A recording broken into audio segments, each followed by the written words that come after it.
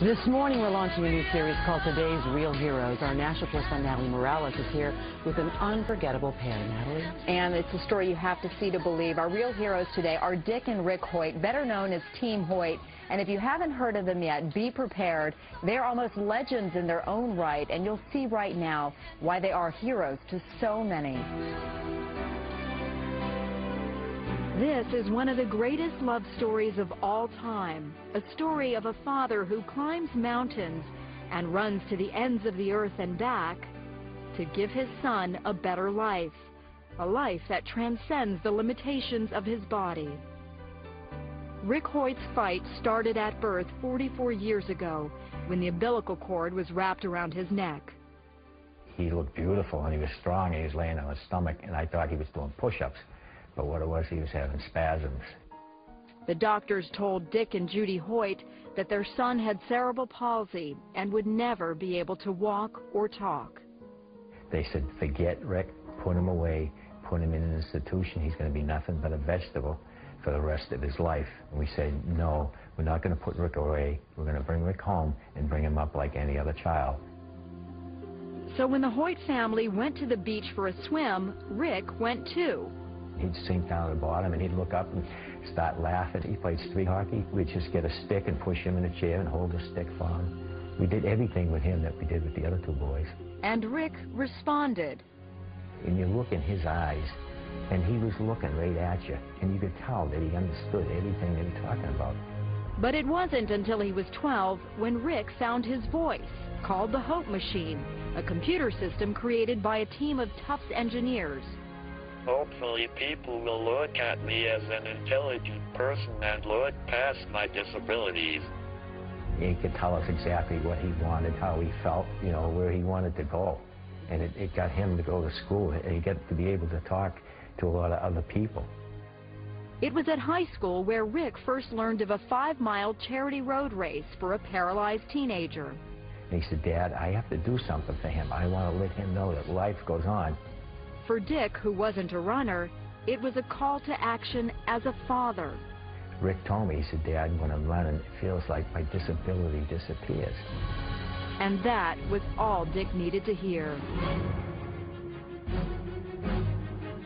Now, at the age of 66 and 44, Dick and Rick have run 950 races, 60 marathons, including their 25th Boston Marathon this year. They even started doing triathlons, competing in 6 Ironmans, the ultimate test of strength and endurance. All the way, Dick pulls, pushes, and carries Rick's 110-pound frame over the course of the 2.4-mile swim, 112-mile bike ride, and 26.2-mile run. So on this day, we're going for a leisurely stroll. This is a slower pace than you two normally go, right? Oh, this is a nice pace, too. It's a good break. But they don't slow down for long. As long as we're still having fun, we're enjoying it, and we're healthy, we're going to continue doing it. But it's Rick's achievements on the sidelines that are most awe-inspiring. I may be disabled, but I live a very fulfilling life. Not only did Rick graduate from high school, but also from college, earning his degree from Boston University. And he now lives in his own apartment. I have shown to disabled people that they don't have to sit back and watch the world go by. They too can go to school, get a job, and be included in everyday life. The Hoyt's motto is simply, you can. And they've made so many believe anything is possible. He's competing in road races, competing in triathlons. And all of a sudden, all of these videos are popping up on us, and people are emailing them around the world, and it's just a great feeling. I read them an email they recently received, one of thousands, from a perfect stranger. I write this because I'm a father, and to my shame, I have been nothing like you, Dick. I have been selfish more than I've been selfless. I'm not raising my son the way I intended to raise him. And up to this point, you could say, I've failed.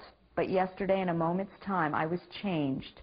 My heart was broken when I saw how much you must love your son to put yourself through such agony that he might experience the thrill of the race.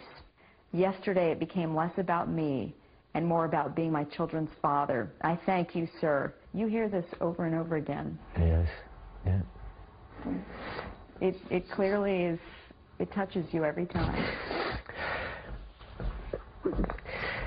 It really does, yeah. But you're more than a father. I mean, you are a hero to so many. Mm.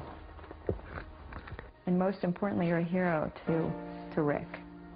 I just think of myself, and I just love my family. And I just want to be the very best father I can be.